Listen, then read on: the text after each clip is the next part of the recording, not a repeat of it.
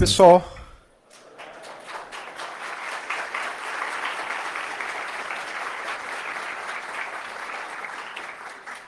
Nem comecei a falar ainda, já essas palmas.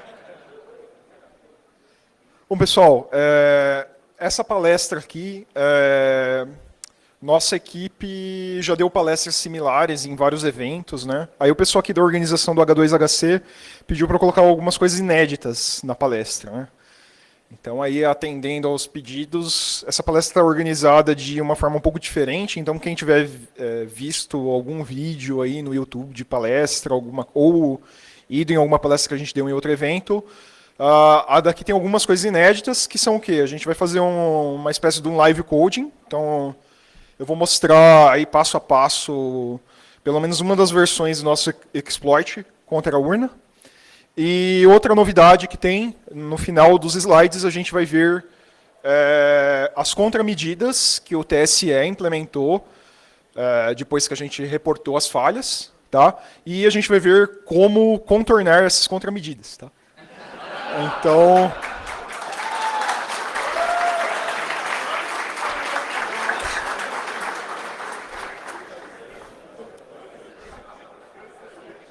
Então, a palestra vai começar aqui com uma introdução de como que funciona, um breve histórico, né? Introdução de como funciona o sistema brasileiro de votação, para contextualizar aí. E depois a gente vai ver uma versão cronológica dos trabalhos que a gente fez nos testes públicos de segurança promovidos pelo TSE. Vou dar umas interrompidas para mostrar código. E no final a gente vai ver as contramedidas, tá? Apenas ressaltando aí, isso é um trabalho em equipe, tá? O oferecimento do ELT. O ELT é o nosso time que participa de CTFs, né? Então nós reunimos alguns dos membros e fomos lá participar dos testes. Os membros são o Diego, todo mundo já deve ter ouvido falar, o Pedro, o Thiago, o Caio está aqui no H2HC também, quem quiser conversar com ele, ele está participando do CTF, do H2HC, por isso que ele não está aqui na sala. E eu, né? Cada um de um canto do Brasil, cada um de uma instituição, e a gente se reuniu aí para fazer esse trabalho. Então, para começar, o que um sistema de votação precisa prover, né? Quais propriedades de segurança que ele precisa prover? Uma propriedade que ele precisa prover é autenticação de eleitores. Então, você precisa garantir que uma pessoa que vai lá votar realmente pode votar. Então, você não pode permitir que apareça uma pessoa lá, um estrangeiro, e vote. Ele não é brasileiro, não tem o direito a votar nos cargos políticos aqui do país. Você não pode permitir também que uma pessoa se passe por outra para poder votar várias vezes. Tá? Então, isso daí é quesito de autenticação. Um outro quesito que um sistema de votação precisa garantir é o sigilo do voto. Então, o que é o sigilo do voto? Você poder votar em quem você quiser e ninguém ficar sabendo disso. Mesmo que você queira revelar para outra pessoa em quem que você votou. Então, ele tem que ser resistente mesmo contra a vontade de quem está votando. Tá? Então, mesmo que a pessoa que estiver votando quiser revelar quem que ela votou, ela não deve ser capaz. Tá? Então, isso é um dos principais desafios, né, para o sistema de votação eletrônica. Se não existisse esse requisito do sigilo do voto, seria muito simples.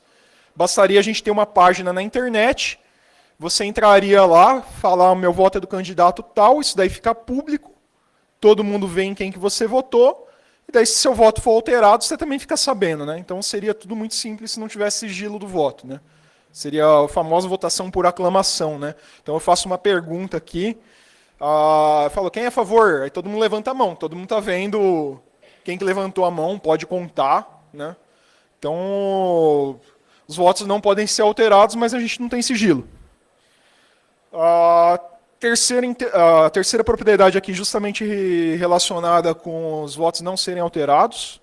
Então, a integridade dos resultados é o fato de ninguém trocar o voto de uma pessoa por outro. E possibilidade de auditoria. Então, a votação tem que ser passível de auditoria externa, preferencialmente uma auditoria que não exija especialização técnica. Por quê? Porque quando a gente fala de votação, é importante que o povo aceite o resultado. Né? Isso é importante para a democracia. Não adianta nada você ter uma democracia que o resultado está todo certo, mas ninguém acredita nele, né? Então é importante que as pessoas também consigam se convencer que aquele resultado está correto. É um breve histórico de como que se deu o sistema de votação brasileiro, né? Sistema atual, eletrônico. Então, em 96, a gente teve aí a primeira eleição com uma parcela significativa aí de urnas eletrônicas, já tinha 30% das sessões já tinham urnas eletrônicas. Em pouco tempo depois, né, já 4 anos depois, já tinham as primeiras eleições inteiramente eletrônicas, já foi abolida a cédula de papel. Isso daí foi bastante importante, né, porque a cédula de papel não é um mecanismo seguro. Tá? A cédula de papel ela está sujeita também a vários tipos de manipulação. Então, o sistema eletrônico ele possibilitou que várias fraudes que o povo estava acostumado a fazer aí ficassem muito difíceis, porque eles não tinham conhecimento da tecnologia, não tinham como ir atrás de praticar essas fraudes. Tá? Então, teve seu mérito lá na época. As primeiras votações utilizavam software de empresas aí contratadas pelo TSE, só em 2006 que o TSE passou a ser responsável pelo desenvolvimento do software. A partir daí, o software utilizado nas urnas é desenvolvimento do próprio TSE. Né? Por um tempo, as urnas usaram Windows CE, só a partir de 2008 que eles migraram para Linux. E a partir de 2009, eles começaram a promover testes públicos de segurança, porque as pessoas estavam pedindo mais transparência no processo. Então, como resposta, aí, o TSE abriu para serem feitos testes com a urna. Na primeira oportunidade, em 2009, ainda não tinha acesso ao código-fonte da urna, tinha acesso somente ao equipamento. Então, você tinha que tratar o equipamento como uma caixa preta. Tinha que propor, eu vou fazer tal coisa com essa caixa aí, com a urna, e para tentar violar alguma das propriedades de segurança. Tanto que o teste que teve sucesso, né, que conseguiu quebrar alguma propriedade da urna, né, nessa edição, foi um teste em que foi coletado radiofrequência, foi coletado emissão de radiofrequência da urna, e a partir daí um pesquisador chamado Sérgio, né, Sérgio Freitas, ele conseguiu detectar diferenças nas emissões de radiofrequência dependendo da tecla que era digitada. Com isso ele quebrou o sigilo do voto. Tá? Depois de 2012 foi a primeira edição em que houve acesso ao código-fonte, e daí teve quebra de sigilo de voto novamente, só que dessa vez por causa de um bug do software. Então, essa edição foi a edição que o Diego Aranha participou pela primeira vez, né? E foi a equipe dele, na época era uma equipe da UNB, que conseguiu esse feito aí. Aí depois passou até 2016 sem ter novos testes, tá? Em 2016 teve a primeira vez em que foi possível desviar votos nos testes públicos de segurança, tá? Então, novamente o Sérgio participou desses testes e ele encontrou uma falha que era a seguinte: era utilizado um código verificador fraco para imprimir um código de autenticação lá num papel, que é utilizado quando a urna quebra a ponto de você não conseguir tirar a memória dela para pôr a urna reserva. Então ela imprime um papel com os votos que foram depositados nela até o momento e tinha um código lá de poucos dígitos e fácil de calcular para, entre aspas, garantir a autenticidade daquele papel. Aí ele percebeu que aquele código era fraco, era fácil de calcular, e ele demonstrou que utilizando essa urna de contingência aí, com um programa chamado Sistema de Apuração, era possível subir uma urna de contingência com votos que ele escolhesse. Tá? Então foi a primeira vez que houve desvio de voto. E em 2017, a nossa equipe teve o pior resultado, o resultado mais grave de todos, que foi quebra na integridade do software. Então a gente conseguiu literalmente trocar o software da urna por outro. Então a gente escrevia o software que a gente quisesse, executava na urna, ele podia desde implementar uma jukebox até fazer uma urna falsa que fizesse o que a gente quisesse. Tá? Então, como que funciona o processo eleitoral aí no sistema de votação eletrônica? Então, ele é dividido em várias etapas. A etapa que a gente chama de preparação, o TSE desenvolve o software. Uma vez desenvolvido o software, chegando na versão final, eles têm uma data que eles efetuam uma cerimônia chamada cerimônia de lacração. O que é essa cerimônia de lacração? Eles reúnem todo mundo numa sala e o pessoal fica olhando a tela preta de terminal correndo com o software compilando. Aí no final que gera o binário, eles tiram um hash e todo mundo olha aquele hash lá, anota, fala, ó, todo mundo viu o software ser compilado e o hash é esse. Tá? E isso daí, em tese, eles dizem que garante que o binário está vindo do código-fonte mesmo. Quem tem um conhecimento maior sabe que não é tão simples assim, né? Pode ter uma interferência lá no meio do processo de compilação. Quem que faz perícia nessa máquina que compilou depois para saber se não teve alteração durante o processo de compilação, né? Não é tão trivial assim garantir isso. Eles tentam garantir na medida do possível, né? Aí, uma vez lacrado o software, esse software é transmitido para os TRS, que são, para quem não sabe o que são as siglas, né? O TSE é o superior, TRE é o regional, né? De cada unidade federativa. E nos TRS eles geram uns cartões de memória, né? Que são parecido com aqueles cartões de máquina fotográfica. Eles copiam esse software nesses cartões e esses cartões são utilizados para instalar o software nas urnas, né? Então a urna não vem da fábrica, né? Ela não chega lá da China com o software já. Ou da Venezuela, como alguns pensam aí devido às fake news, né? Então ele não chega da China lá com o software. Chega uma urna virgem, só o hardware, eles precisam instalar o software nela. Instalado com esses cartões. Tá? Aí depois tem a votação, que todo mundo conhece, né? Acho que grande parte das pessoas aqui já votaram. Alguma vez na vida. Depois que se encerra a sessão de votação, a urna gera dois documentos, né? Um documento é físico, é o boletim de urna, que são basicamente os votos impressos em papel, assinados pelo presidente da sessão, e gera um pendrive, que é chamado de mídia de resultados, que tem um arquivo digital com esses resultados assinados digitalmente pela urna. Tá? Bom, falei que o pendrive é assinado digitalmente, mas o BU, né, o boletim de urna, o documento em papel, também é assinado digitalmente. Tem um QR Code nele com uma assinatura digital. Tá? Então não é porque é em papel que é analógico, digamos. Tem informação digital em papel. Tá? É normal, coisa mais normal do mundo. E aí é feita a totalização, isso daí é transmitido para o TSE por meio de uma distribuição Linux Live. Eles colocam lá um pendrive que carrega um Linux deles live, conecta uma VPN com o TSE e daí eles transmitem esses arquivos para lá. Aí depois, se alguém reclamar de alguma coisa, depois da eleição, eles tentam fazer alguma auditoria, igual tentou-se fazer em 2014, por exemplo. Né? Então, em 2014, houve um questionamento dos resultados da votação, sem entrar em mérito aí de partido, se esse questionamento tinha mérito ou não, as pessoas devem ter o direito de pedir uma auditoria. Tá? Isso não deve ser visto com maus olhos. Eles pediram auditoria. Por um lado, conseguiu-se auditar de maneira razoável o processo de totalização, porque o TSE tinha cópias em papel dos BUs assinados por presidentes de sessão armazenadas lá, conseguiram prover essas cópias. Isso deu uma amostra estatística significativa para conferir que não teve problema nessa parte de transmissão, aí, no processo de totalização.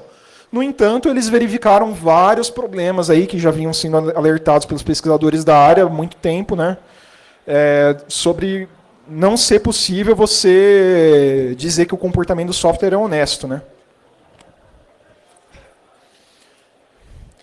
Então, durante a preparação, já comentei aí, tem confecção do software no TSE, transmissão do software para os TRS. Aqui tem um zoom daquele cartão de memória que estava pequenininho na foto anterior. Então, é um cartão Compact Flash, de 512 MB. Né? Tem essa cara aí, tem as cores do Brasil. Tá? E daí esses cartões são gravados lá no TRE, usando um sistema do próprio TSE, que executa lá numa máquina Windows. Aí tem um negócio maluco lá, que a gente não sabe direito como funciona, que eles dizem que é anti-malware. E daí ele gera o cartão lá, e eles usam um cartão para instalar até 50 urnas. Tá? A instalação é feita numa cerimônia pública, então qualquer pessoa pode participar, muito comum ter visita de escolas, né? Então aqui a gente está vendo uma cerimônia pública que aconteceu nas eleições passadas no Mato Grosso, tá? Então é muito comum ter visita de escolas, tal. Isso daí é muito interessante para alguém que for fraudar, porque você dá para uma pessoa que é de menor, não vai presa, né? Só um momento. Galera, desculpa interromper, mas eu estou procurando o palestrante, que é o Ivan Oro, que vai palestrar na sala de cima. Ivan, você está por aí, a gente está te esperando.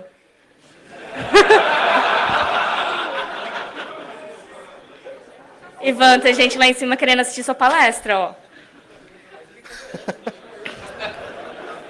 Pelo visto ele não está aqui, gente. Mas obrigado, desculpa interromper. Obrigado.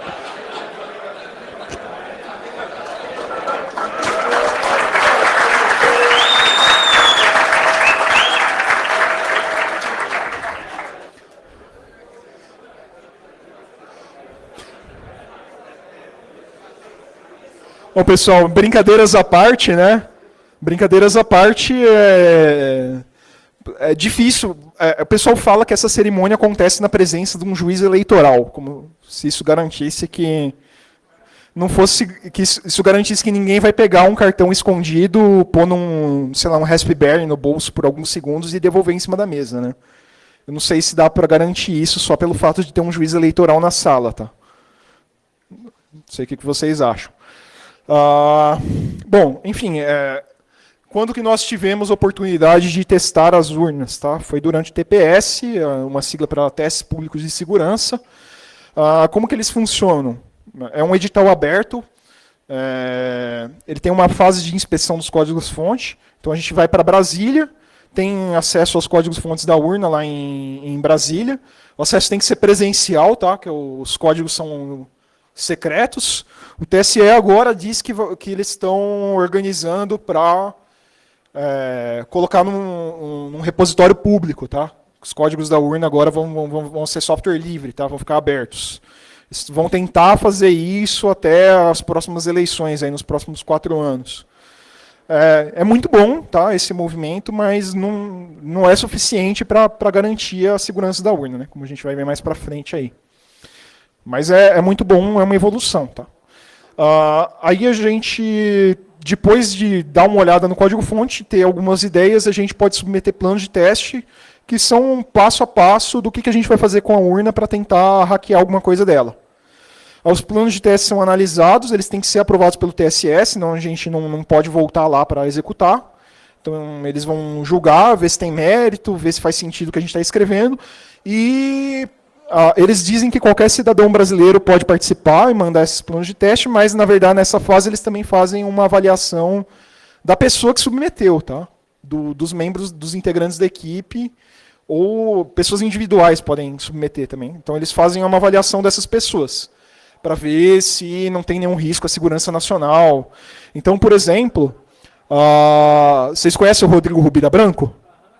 Ele é um dos fundadores do H2HC, né? O que não significa muita coisa, porque eu também sou fundador, todo mundo aqui também é fundador, tá?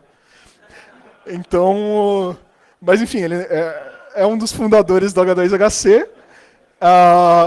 Ele tentou aí participar não lembro de qual edição dos testes públicos de segurança, e foi negada a inscrição dele, porque ele trabalhava por uma empresa estrangeira, a Intel. Então era um risco à segurança nacional. O mais interessante é que as urnas, desde 2009, elas só usam processadores Intel, tá?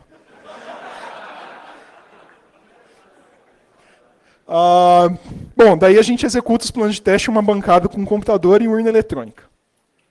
Tá? Então o layout da sala é mais ou menos esse. Tem uma mesa redonda onde o pessoal fica lá sentado processando os papéis que a gente manda, vendo se vão aprovar ou negar as solicitações. Tem bancada para cada grupo, Quando pesquisador individual, né, eles chamam de investigador, tá? É igual em Portugal. Portugal o pessoal chama de pesquisador de investigador também, para quem não sabe. Então, investigadores individuais são reunidos vários em uma bancada só, tá? Os que não têm grupo. Aí tem esses fitilhos aí, tipo esses fitilhos que tem aí na frente, que aqui para entrar aqui no H2HC, né? Que tipo para tentar reter o pessoal, para formar fila reta, né? Que agora já acabou o credenciamento, mas ainda está lá, não sei porquê. Bom, mas enfim, tem uns fitilhos aí para tentar restringir um pouco o tráfego entre a bancada que a gente trabalha e uns computadores que têm acesso à internet para consulta. E esses computadores aí com acesso à internet, eles têm um VNC rodando, eles ficam gravando a tela o tempo todo, transmitindo para ver o que a gente está fazendo. Tá?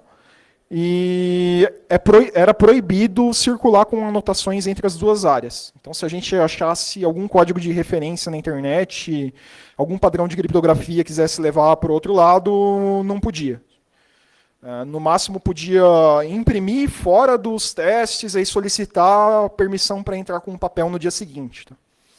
E daí tinha uma portinhola e lá atrás tinha um espaço para leitura do código-fonte, também, claro, proibido circular com anotações entre os dois ambientes. Então, tinha várias dificuldades, né? O formato dos testes é burocrático, 8 tipos de formulário, tinha um formulário que você tinha que preencher para poder preencher outro formulário, que era um papel lá central que você pegava um número de protocolo, que tinha que ser sequencial entre todos os grupos, aí você alocava para você um número de protocolo, aí você podia pôr num papel. Enfim. O escopo dos testes é limitado, não se pode testar toda a urna, não se pode testar, por exemplo, biometria. Não é considerado uma tecnologia madura o suficiente ainda para teste, apesar de estar sendo aplicada aí já há vários anos. A duração dos testes é curta, ocorre só em horário comercial. O horário comercial do TSE é entre 9 da manhã e 18 horas, tirando o horário para almoço. Tá? A entrada em software ou material impresso apenas após a análise e aprovação, mesmo que já tivesse sido discriminado no plano de teste. Então, fala lá no plano de teste, eu preciso entrar com Kali Linux. Eles já aprovaram o plano de teste, só que aí você chega lá com o DVD do Kali Linux, opa, não pode entrar, tem que pedir autorização para entrar com esse DVD. O que tem nele? O Kali Linux. A gente vai ter que ver se eles aprovam a entrada do Kali Linux. Já não estava aprovada? Não, tem que aprovar de novo. Tá? Proibido transitar com anotações, que eu já falei. A gente teve problema para habilitar virtualização, a gente levou o Kali Linux uma imagem de VirtualBox, chegou lá, estava desabilitado na BIOS, virtualização, ninguém tinha senha da BIOS para liberar, tinha que fazer solicitação para outro setor. Aí equipes que ficaram dependendo de virtualização esperaram 2 dias só para conseguir ser liberada. A gente foi mais esperto, a gente converteu a imagem de VirtualBox para uma imagem RAW, deu DD e sobrescreveu o Windows que tinha no HD. Instalamos o Grub na unha e reiniciamos. Isso daí tomou 1 dia só, foi mais rápido do que os 2 dias que o resto do pessoal esperou. Tá? E necessidade de realizar a apresentação de resultados parciais o tempo todo. Então, sempre que a gente tinha um avanço, tinha que pedir para reunir a equipe do TSE, esperar eles aparecerem lá, ficava todo mundo numa roda em volta da gente, aí a gente apresentava passo a passo desde o início, aí eles anotavam, só daí que a gente podia fazer outra coisa. Bom, aí vamos fazer uma descrição cronológica do que aconteceu. Na fase de inspeção de código já, a gente encontrou uma chave da mídia de instalação. O que é a mídia de instalação? É aquele cartão de memória que é usado para instalar as urnas. Tá? A gente encontrou uma chave que era usada para cifrar em claro, tá? no código-fonte. Então, o que aconteceu? O Diego Aranha, quando ele participou em 2012, ele viu no código-fonte presença de várias chaves lá, as claras. Era só ler o código e anotar se não podia, mas podia decorar as chaves. Né? E daí ele reportou isso, aí eles corrigiram como? Apagando os arquivos antes de mostrar para a gente. Só que teve um erro operacional e eles esqueceram de apagar um arquivo, um dos arquivos. Tá? E daí a gente se aproveitou disso, a gente já na inspeção de código falou, opa, isso daí vai facilitar nosso trabalho. Né? Então a gente já analisou lá durante a fase de inspeção como que funcionava o algoritmo.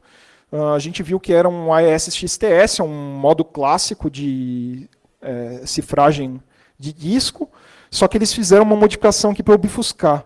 Então aqui no algoritmo tradicional é alfa elevado a j. Eles colocaram lá um resto de divisão 256, que era para reiniciar o algoritmo a cada 256 blocos aí, tá? Então isso daí, na verdade, enfraquece o algoritmo do ponto de vista criptográfico, mas se você tentar usar uma implementação pronta, você vai decifrar só o começo do disco, depois vai ficar tudo melecado e você não vai saber por quê. Tá? Então é uma tentativa de obfuscar sem pensar muito nas propriedades de segurança daquele negócio. Aí o que a gente fez? Obrigado por usar aí da Pro Demo. Já durante a fase de inspeção de código, a gente viu o que tinha instalado na máquina que possibilitava a inspeção de código. A gente viu que era um Ubuntu cru, não tinha nada instalado, não tinha GCC, nada. Mas a gente viu que tinha Python e a gente viu que tinha ferramentas de linha de comando OpenSSL. Para quem não conhece, essa ferramenta aqui, ó, você chama, ela não faz nada. Tá?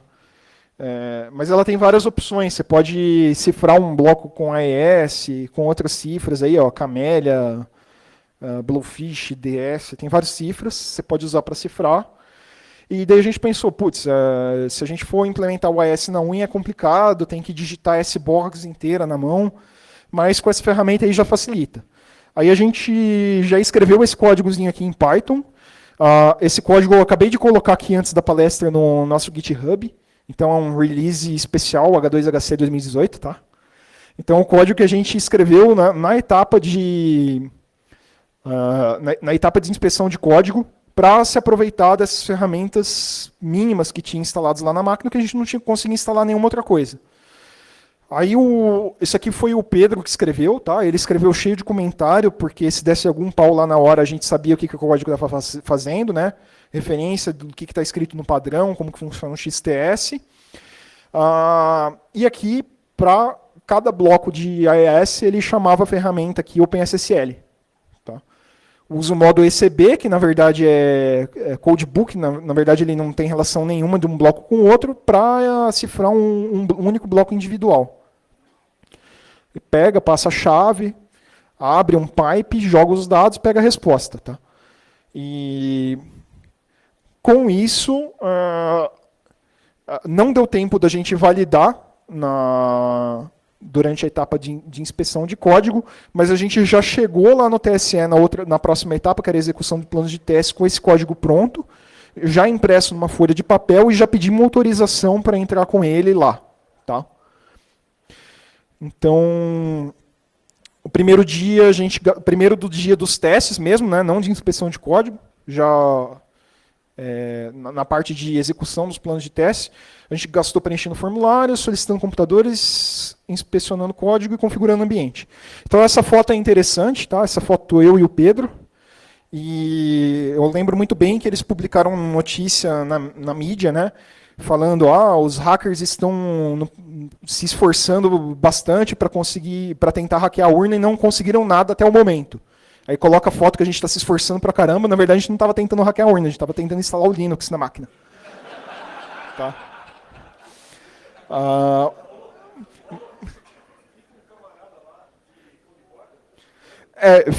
Esse pessoal aí é um pessoal do CTI, Renato Archer, que eles são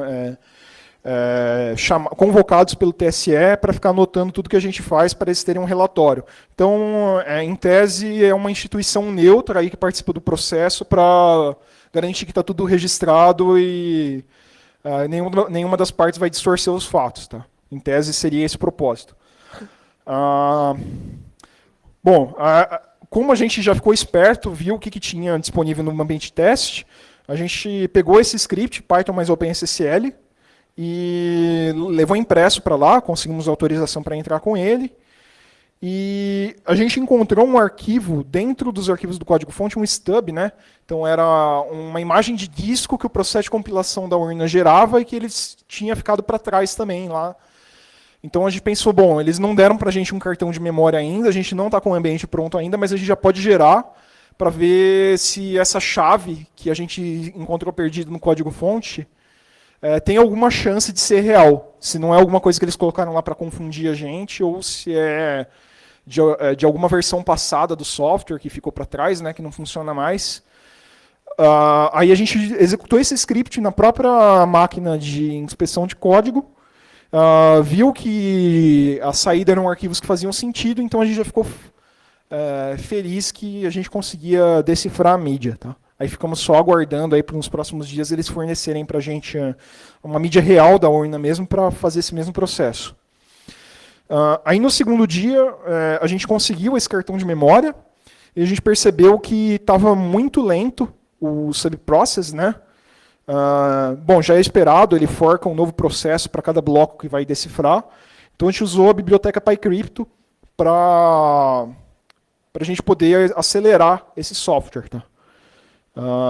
Daí com isso, como o nosso ambiente com Kali Linux lá já estava preparado, a gente conseguiu decifrar um cartão inteiro de uma urna. A gente começou a estudar os arquivos que tinham dentro desse cartão, depois de aberto, e começamos a estudar como que era a cadeia de confiança do software da urna. Né? Então a urna tem um dispositivo que chama MSD, é uma sigla para Master Secure Device, é um microcontrolador ARM com um software desenvolvido por uma empresa de Campinas, que se chama Cryptos. Talvez vocês já tenham ouvido falar, foi desenvolvido sob contrato aí do TSE com a Cryptos. Ele não existe em todas as urnas, tá? Tem modelos antigos de urna que ainda estão em operação, que não possuem esse dispositivo, mas nas que possuem, ele verifica a integridade da BIOS. Então, o código da BIOS tem uma assinatura digital e, em tese, se não bater essa assinatura digital, ele bloqueia o boot da urna. Claro, a gente não teve tempo de testar todos esses elos de confiança. Então, a gente está supondo aí que isso daí foi testado devidamente pelo TSE e que realmente funciona. Tá? Aí depois a BIOS também tem um código de verificação de assinatura que verifica o bootloader. O que eu estou chamando de bootloader? Seria o GRUB da urna. Tá? A urna não usa GRUB, tá? Eles usam syslinux. Não sei se vocês já ouviram falar. Tem alguns live CD de distro que usam. Tá? Era bastante comum na época do disquete de boot. Quem que aqui é da época do disquete de boot? Tá? Então tinha um sistema lá, FAT, aí você botava lá o arquivo do kernel, instalava o syslinux e no sistema FAT você carregava o Linux. Tá? Então a urna usa isso aí. Esse syslinux é modificado, tem um código em assembly do TSE lá que faz verificação de assinatura, em assembly. Tá? Então, e tem um AES lá que eles implementaram para decifrar o kernel. Tá? Então, ele, em tese, ele verifica o kernel.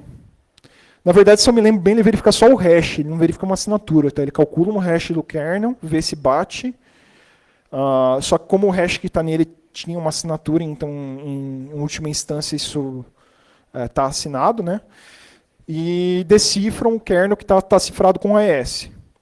Aí o kernel, ele usa... Eles têm um kernel modificado do TSE também, tem vários patches. Entre esses patches, eles pegam um código de verificação de assinatura de módulos, os famosos LKM, né, os .ko, e eles adaptaram esse código para checar binários ELF genéricos. Então, todo executável da urna que carrega, ele verifica se tem uma assinatura lá no final do arquivo do TSE. Tá? Senão, ele recusa carregar o arquivo. E daí tem vários binários que executam em espaço de usuário. O init.je é legal essas siglas da urna, que parece um negócio super enigmático, mas na hora que você vai ver o que significa, você fica decepcionado. Né? Então, init.je significa init da Justiça Eleitoral.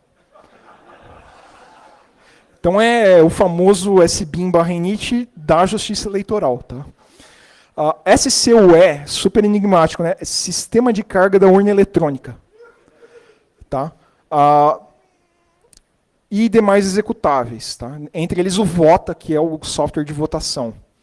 Aí tem o sistema de apuração, né, que é aquele que o Sérgio explorou no teste anterior, e outros executáveis menos importantes. E o SCOE, ele faz uma verificação adicional de assinatura, são assinaturas detached. Então, em vez de ficarem no próprio arquivo, a assinatura, elas ficam num arquivo separado, que tem uma lista lá de arquivos, que tem num certo diretório, e as assinaturas. Em tese, isso é redundante, né? Se os binários já estão assinados, já verificados pelo kernel, você está verificando aí uma segunda vez. Tá? Então, seria uma assinatura redundante, e seria também uma assinatura para você poder assinar arquivos de mídia. Porque arquivo de mídia, dependendo do formato, às vezes você jogar alguma coisa lá no final, ele corrompe, né? Bom, muitos formatos não acontece nada, mas enfim. Aí eles fazem um arquivo separado para verificar esses arquivos de mídia.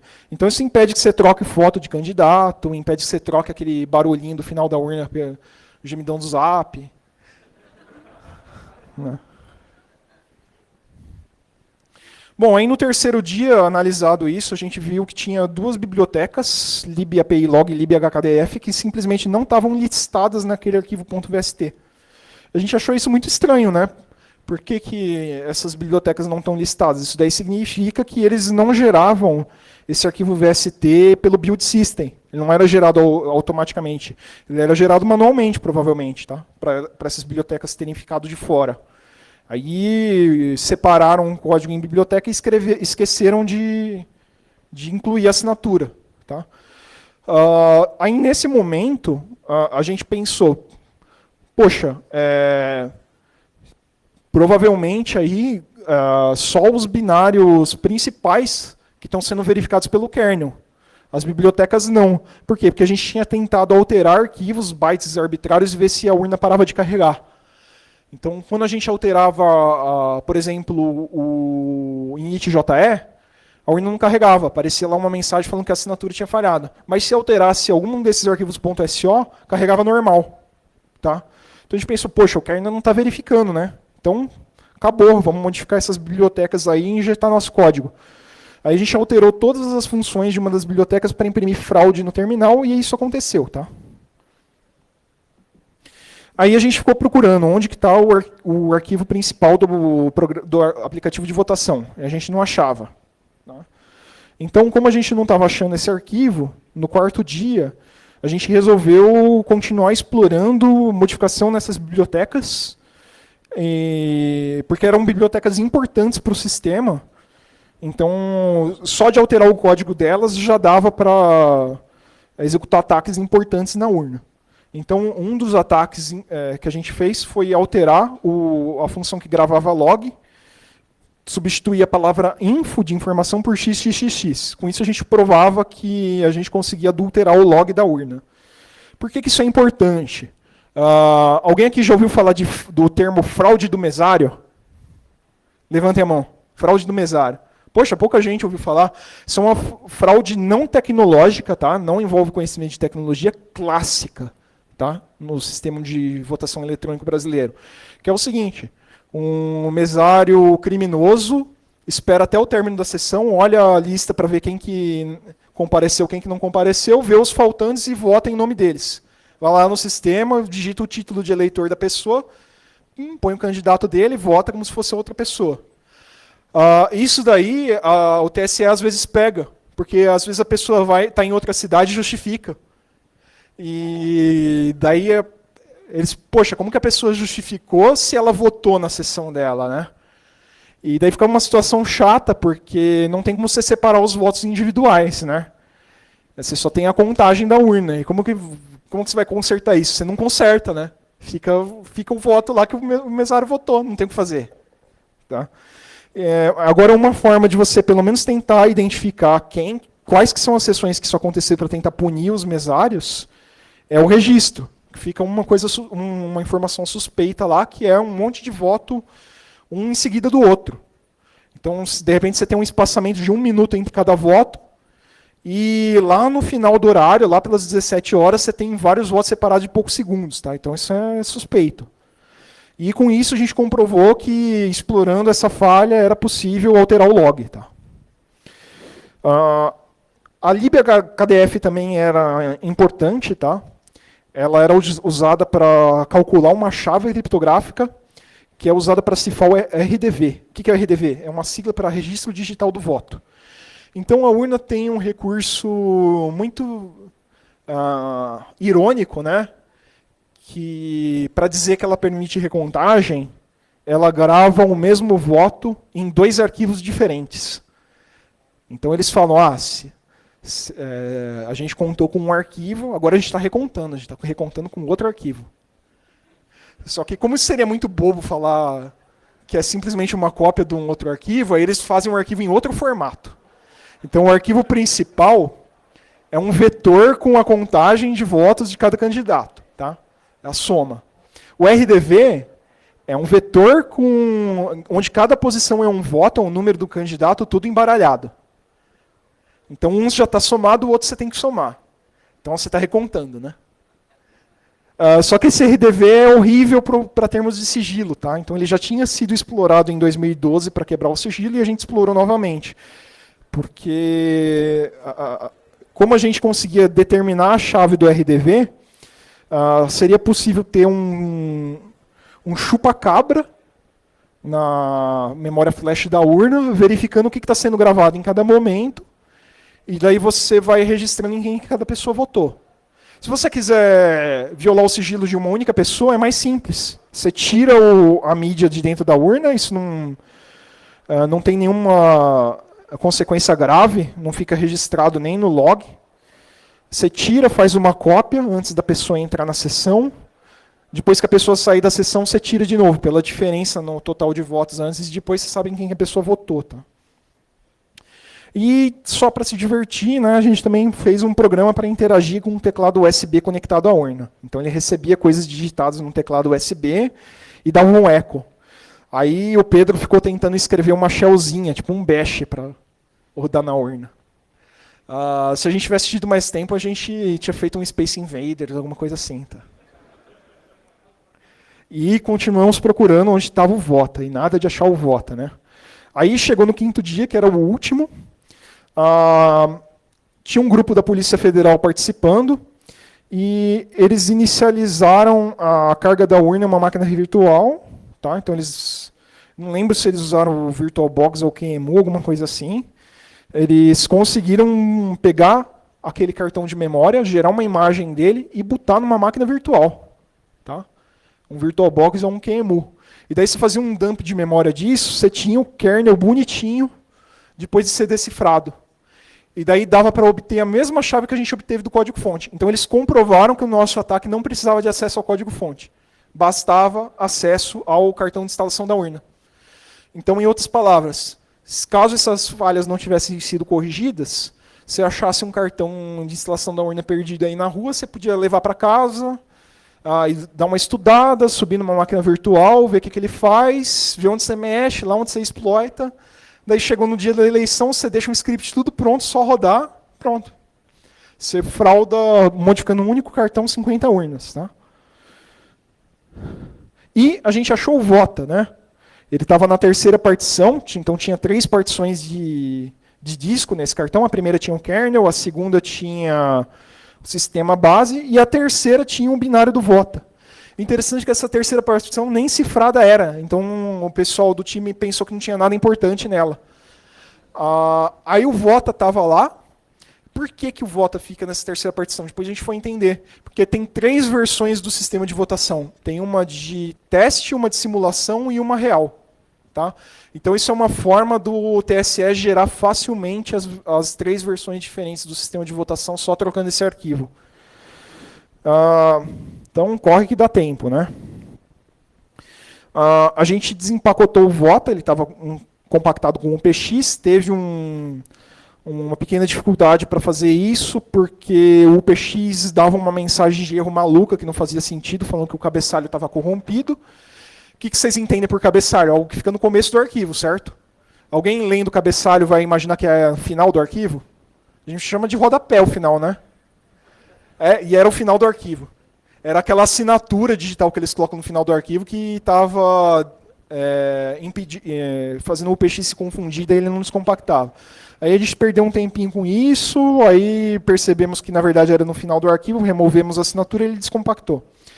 A gente percebeu que o Vota estava linkado com as duas bibliotecas sem assinatura, então a gente conseguia comprometer mexendo ou na API log ou no HKDF, tanto faz. Com isso a gente tinha execução de arbitragem de código no espaço de memória do software de votação. Tá? Era suficiente? Não para os leigos. Tá?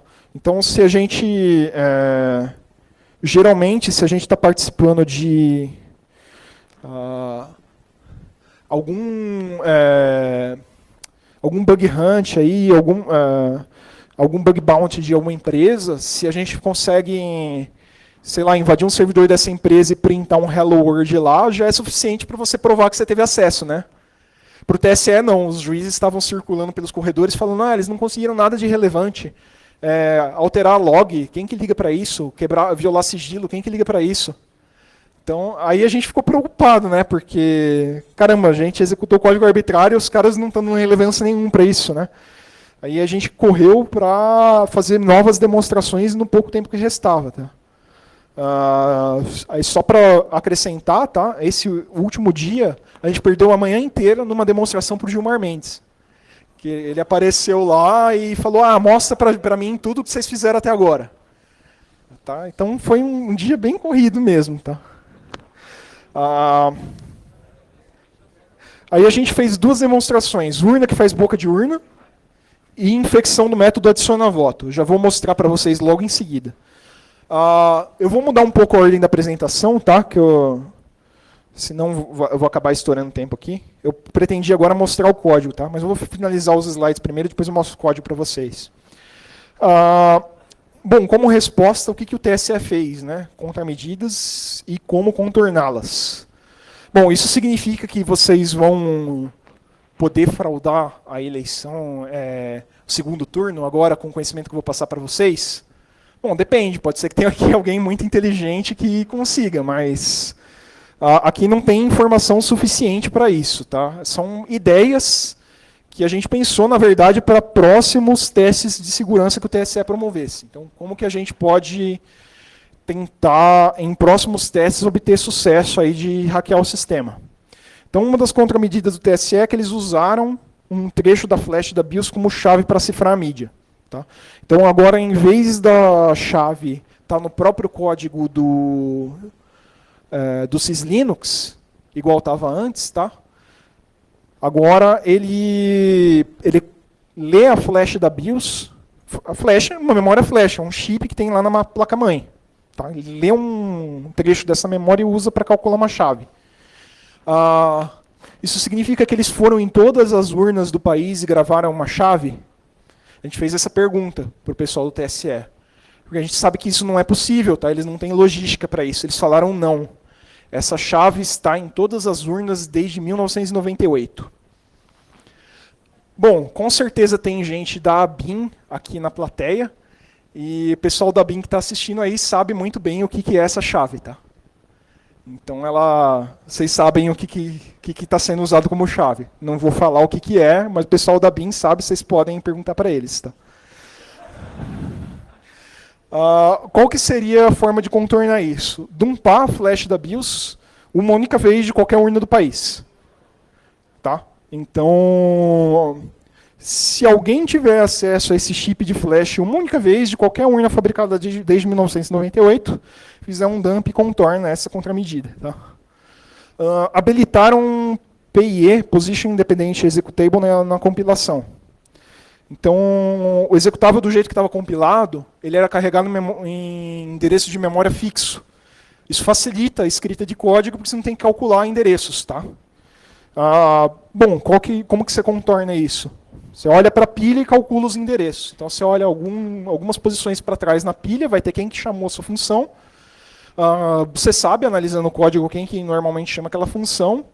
A hora que você vê um endereço que é do software original, você subtrai lá e você tem o quanto que ele está deslocado na memória. Tá? Só fazer um cálculo.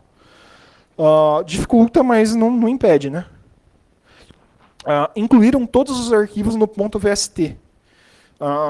Então agora, o SCUE, que é aquele sistema de carga da urna eletrônica, ele verifica quer dizer, na verdade ele verificaria o libapi log e o libhdf. Na verdade eles não existem mais, é o próximo ponto, né? Mas caso eles existissem, eles seriam verificados. mas isso daí também é só dificulta o processo, mas não impede, tá? Então, a forma de você contornar isso seria desabilitar a verificação no SCOE. Então, assumindo que você tem um controle do software, você vai lá, tem um if, o if gera um jump no assembly, você inverte esse jump. Todo mundo que já viu o tutorial de CrackMe sabe fazer isso, tá? Linkaram lib API log, lib HDF, etc., estaticamente. Tá? Então, aqueles arquivos lá .so, na verdade a gente não viu a mídia, a gente só viu o relatório deles e viu o diff do código. Então a gente está assumindo aí com base nas informações deles. Né? Então eles falaram que linkaram estaticamente essas bibliotecas. Qual que seria a saída? Infectar libc. Tá? Então, mexendo na libc, você consegue manipular qualquer software que está ligado nela. Qualquer software escrito em C ligado, ou seja, todos os softwares que estão lá. Agora, a contramedida que foi mesmo efetiva, que eles implementaram, é essa última. Tá? Então, o kernel agora verifica a assinatura de bibliotecas. Antes ele não verificava. Tá? A gente podia modificar qualquer .so, inclusive o da libc, e ele não verificava. Então, isso quebra, na verdade, as formas de contornar que estão aí antes, porque você para nesse ponto e não consegue mais modificar o software da urna. Tá? Qual que seria o caminho para tentar contornar isso? Achar outro bug na cadeia de confiança, então é uma cadeia de confiança bem complicada, bem complexa, existe a chance de ter outros bugs lá, precisa ser analisado. Achar um bug na leitura de arquivos de dados do cartão seria outra forma, então em vez de você tentar interferir no software diretamente, você tenta achar algum bug em alguma rotina que lê arquivos de dados. Inclusive, foi uma proposta, não lembro se foi do Rubira ou se foi do Balestra, acho que foi do Balestra. Balestra, para quem não conhece, é mais um dos fundadores do H2HC, assim como eu e assim como vocês. Tá? E ele tinha feito uma proposta de mandar um JPG com exploit de libjpeg para o TSE. Aí, a hora que a urna fosse renderizar, exploraria o software. Então seria algo mais ou menos nessa linha. O JPG a gente já meio que descartou, porque a gente viu a versão de libjpeg que a urna usava e parecia que era uma versão que não era vulnerável. Mas pode ser que outros arquivos de dados tenham alguma vulnerabilidade em sua leitura. Tá? É algo que vale a pena analisar para quem for participar de testes de segurança. Uma outra possibilidade que a gente pensou é um dispositivo USB malicioso. A urna tem 3 portas USB, tem alguns drivers USB que são customizados, que não estão na árvore principal de código do kernel. Então, aquele dispositivo MSD, fabricado pela Cryptos, vocês acham que foi a Cryptos que fez o driver dele? Não. Vocês acham que foi o TSE que fez o driver dele? Não. Foi um terceiro, tá? Foi a Diebold, tá? Então, você tem uma empresa que faz o chip com firmware, outra que faz o driver e outra que faz o software, tá? A Diebold? Eles fazem ATM, né?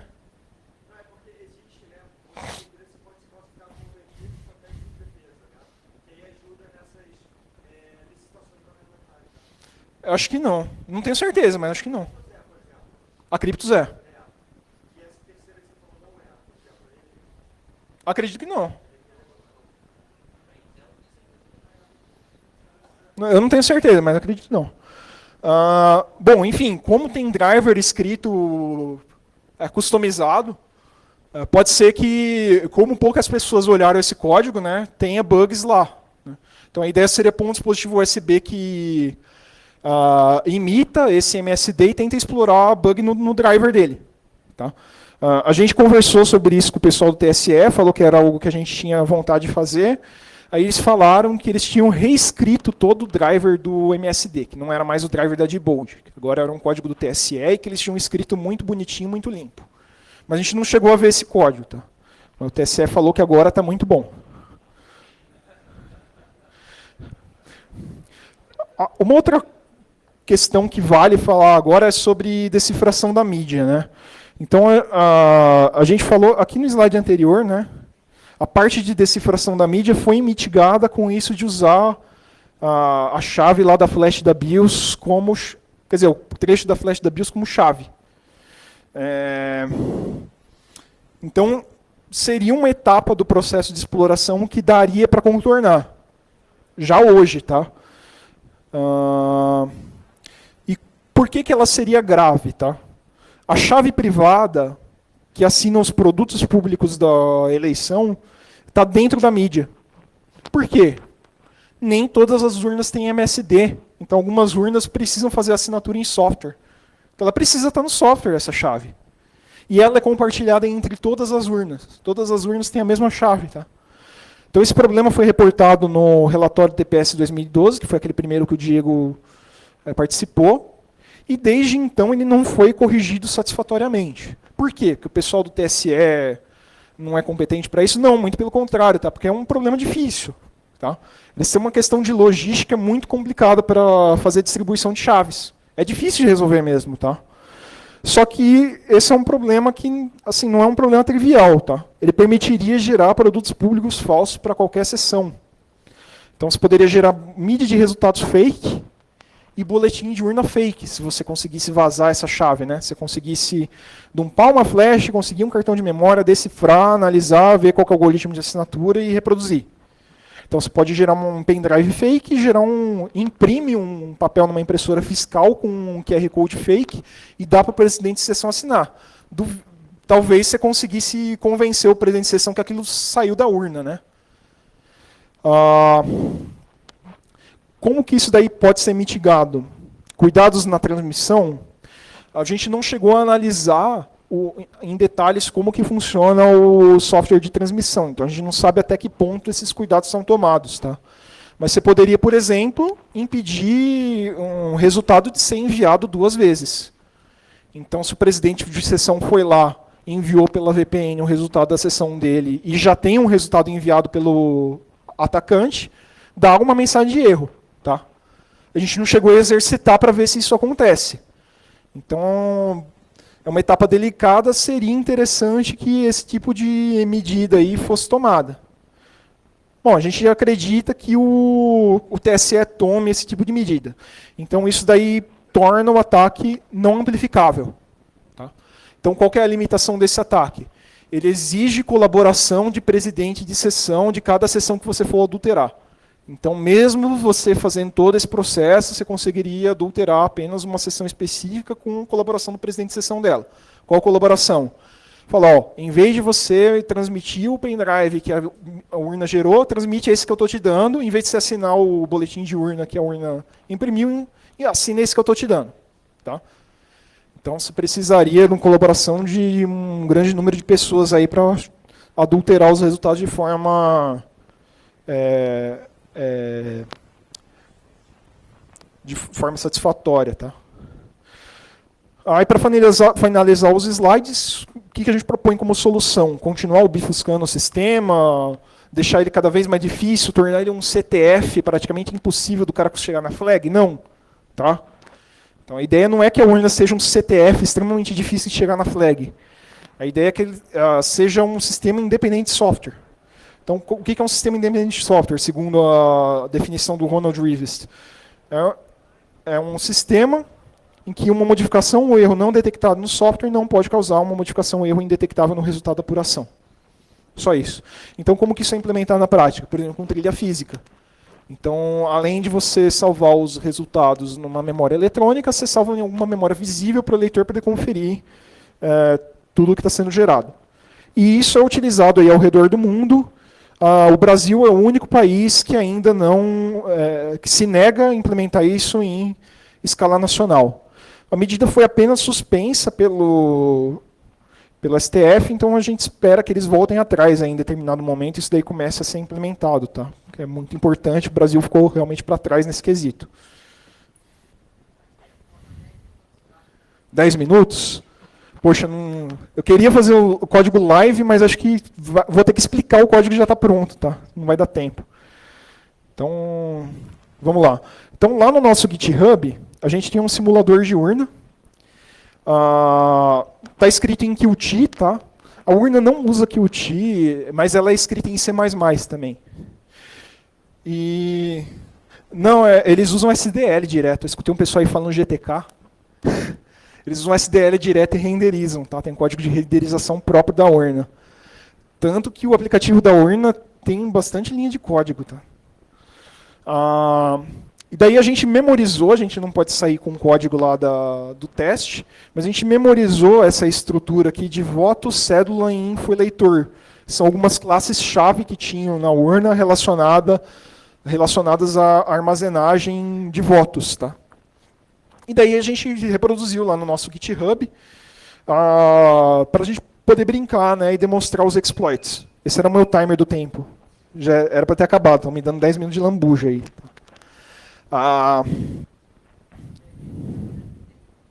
Da palestra, tô comendo aí o tempo da palestra anterior. Aí o primeiro ataque que a gente fez foi a mudança de string, né, como eu tinha comentado. Como que funciona a mudança de string? Esse aqui é o código principal, tá? A gente salva os registradores para poder restaurar depois. Aí a gente verifica se a biblioteca está sendo carregada dentro do Vota, que é o aplicativo de votação. Por quê? Essa mesma biblioteca que a gente escolheu comprometer, que é a libHKDF, por que a libHKDF? Porque a libAPI-log estava linkada em mais programas do que a libHKDF, então ia dar mais trabalho. A libHKDF estava ligada só em 2 executáveis, no Vota e no SCUE. Como a gente quer alterar só a memória do Vota, a gente alterando o endereço do SCUE, por exemplo, podia dar um segmentation full. Então a gente pega um certo endereço que existe tanto no Vota quanto no HKDF, carrega na memória o conteúdo dele, compara com o valor que era para ele ter. Esse está por %x porque a gente está usando Python para preencher isso automaticamente. Tá? Aqui a gente põe um Vota DDR, o conteúdo esperado lido do binário. E se não for igual, a gente pula. Aí o que a gente faz aqui no meio? A gente usa uma rotina do PalmTools, que gera para a gente uma chamada de sistema do mProtect. Por quê? Strings que o programa mostra na tela ficam na seção RO-Data do binário. RO-Data, o nome vem de Read Only Data. Tá? Então, o sistema operacional marca lá nas tabelas de página do processador, informando que essa região de memória é somente leitura. Então, a gente queria verificar se ia dar certo a gente gravar coisas em região somente de leitura depois de desabilitar a proteção das páginas, porque depois a gente ia precisar disso para alterar código. Código, seção .text, também fica em páginas que são somente leitura. Tá? E daí a gente fez uma rotina aqui que gera um monte de moveAX, STOSD, STOSW, STOSB para carregar código na memória. Código ou dados. Tá? A gente põe o endereço, os dados que a gente quer colocar, e daí ele substitui. Aqui a gente vai substituir por VOT99. 99, para quem não sabe, é o número do Darth Vader. Tá? Então, eu vou demonstrar aqui em funcionamento. Make muda string.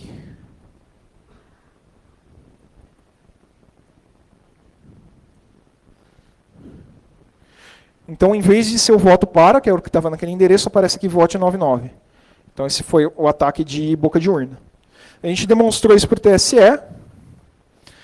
E daí a gente partiu para fazer um outro ataque, que é desvio de votos. Né? Esse ataque a gente conseguiu demonstrar apenas de forma parcial, porque cada teste que a gente fazia tinha que esperar a urna bootar. Esse processo demora mais de meia hora, porque a urna faz um monte de autoteste de hardware. E a gente não tinha como desabilitar isso. Se a gente pedisse para desabilitar, isso ia ser usado contra a gente, falando que o nosso teste só deu certo porque a gente desabilitou o autoteste. Então a gente preferiu não desabilitar. Então a gente fez um teste intermediário que era o seguinte. Eu vou pegar aqui um arquivo que tem lá no nosso GitHub e mostrar o teste intermediário que a gente fez. Aqui é o exploit.py. A gente achou essa rotina que adiciona voto, que ela fazia o quê? Ela pegava um vetor, std vector do C++, adicionava um elemento que era uma classe do tipo voto. Tá? Isso aqui era interessante porque, pelo código lá, a gente viu que ela era chamada só depois que a pessoa que já tinha apertado confirma. Então o voto já apareceu na tela, a pessoa viu que ela votou mesmo, apertou confirma, e daí ele só vai gravar em memória. Então, modificar essa função não gera nenhum comportamento que possa ser visto pelo eleitor. Para o eleitor, a urna está se comportando exatamente da mesma forma. Então, a gente foi lá e fez um teste intermediário, que era fazer essa modificação aqui e dar um return, para impedir o armazenamento de votos.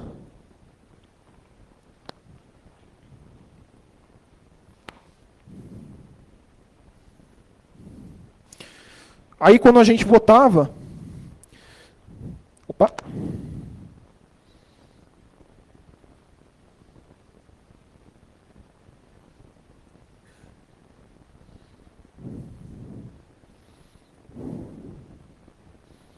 Quando a gente votava, aparecia um assertion error. Erro de consistência, cédula vazia. O que é isso? Era um assert que tinha no código, tá? A gente foi lá no código, olhou, tinha um assert desse tipo aqui, que via, ó, depois que a pessoa confirmou, ó, tem que ter elementos na cédula. Senão ele dava esse assert. A prática de programação comum, né? Então a gente viu, ó, poxa, achamos o lugar certo para modificar o voto. A gente estava com esse simulador pronto, lá no computador, para a gente ir testando o assembly enquanto carregava uma versão na urna. Aí a gente foi lá, executou esse payload final, do jeito que está no GitHub.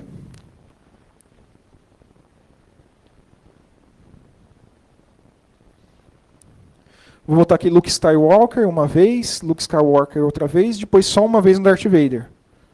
A hora que eu fechar, 3 votos para o Darth Vader e nenhum para o Luke. Tá?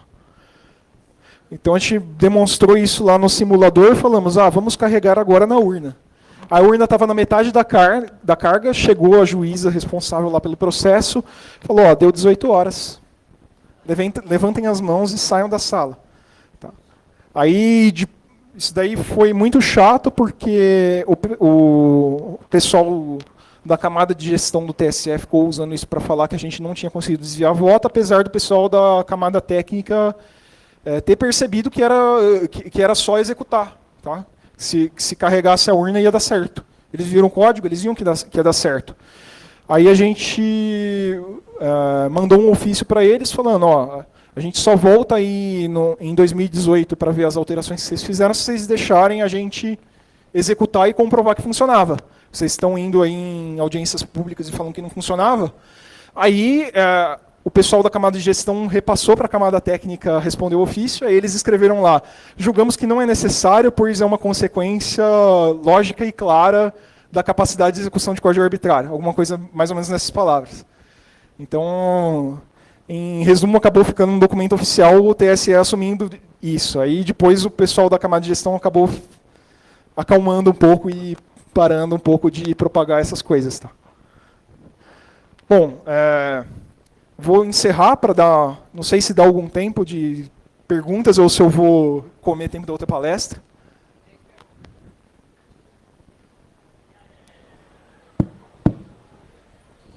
Vou pisar em alguém. Desculpa. Não é a minha intenção. Paulo, seguinte, maravilha o trabalho que vocês fizeram, parabéns. Só que o que eu receio, e acho que grande parte das pessoas que estão aqui, não é a fraude do código, porque isso aí talvez seja bem mais complicado fazer, né? Apesar que a gente sabe quem é que está por trás. Contudo, é a apuração. Então, como é que é feita? Se vocês têm algum tipo de registro ou algum tipo de evidência, como é que é feita a porra da apuração dessas urnas? Tá? Porque a gente sabe que é aí que mora o perigo. Não importa quem eu ou você vote nessa sala ou em qualquer lugar do Brasil, importa quem apura a porra dessas eleições.